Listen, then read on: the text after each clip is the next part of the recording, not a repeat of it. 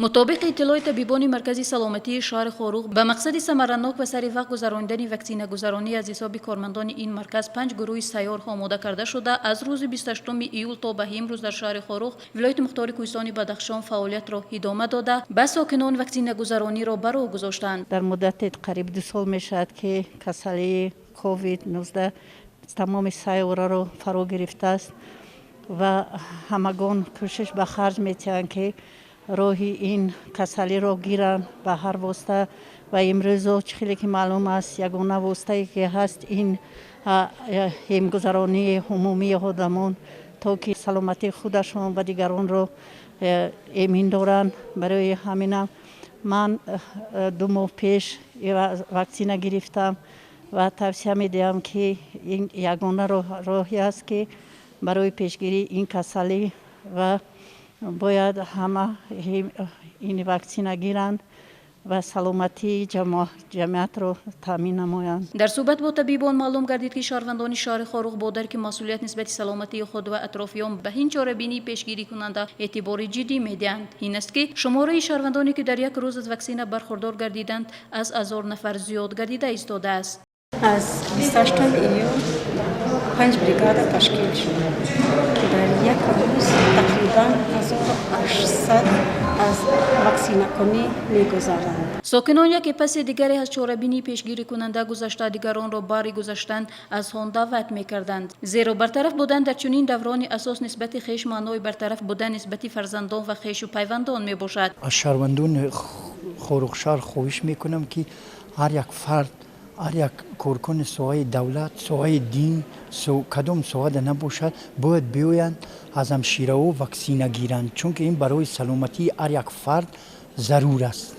برای همین التماس اما که خودم هم سریع وکسینه گرفتم این باید هر یک شخص اینا بگیرد برای سلامتی در همه دنیا وکسینه گرفته هستند. ما هم باشد در قطار همین آدمان دیگر هم باید وکسینه گذاریم. موافق اطلاع کارمندان گروه وکسینه گذرانی در این شام حدود زیاده از 70 نفر از وکسینه گذرانی گذاشتند. برخورداری سر وقتی از وکسینه و رعایت تمام قاعده‌های بهداشت عامل صحتی هر یک شهروند و در مجموع جامعه میباشد. همچنین کارمندان خدمات دولتی آتش نشانی و کارمندان مرکز نظارتی دولتی سانیتاری اپیدمیولوژی شهر خاروق کارهای بی‌ضررگردانی را در حدود شهر آغاز بخشیدند.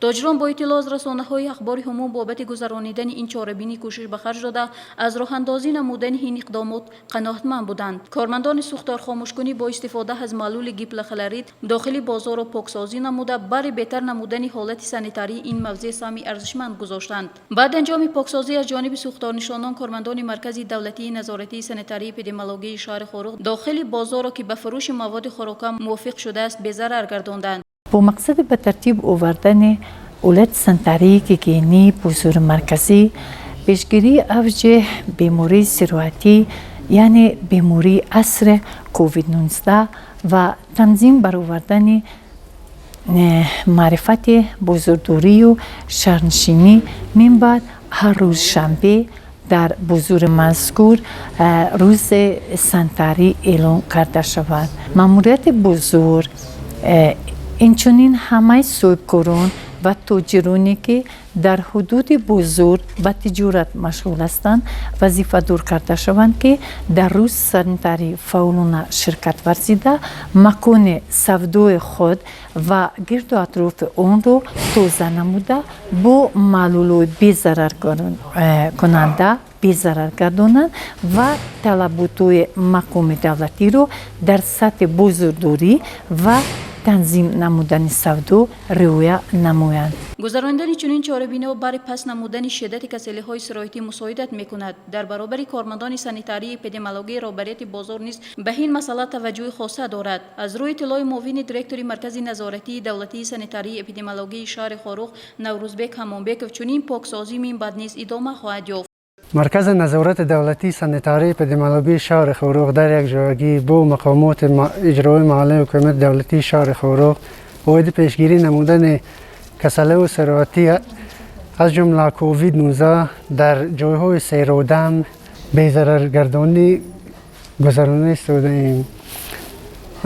کارکنان مرکز امروز در بازار مرکزی شهر خورخ کارهای بیزرگران گذرانده ایستادند. ساکنان ولایت مختار که استان بادخشان از ساکنان شهر خورخ خواهش کرده می شود که استفاده بردن نقاب در جاهای سیر و دم و نمودن مسافه بین همدیگری و استفاده بردن معلولای بی‌ضررگردانی رعایت نمایند. گذراندن کارهای پاکسازی در حدود بازار شهر خورخ در ردیف رعایت قاعده‌های بهداشتی از جانب سوداگران بازار برای پیشگیری مبتلا شوی به کسلی سرایتی صدی استوار می‌گذارد.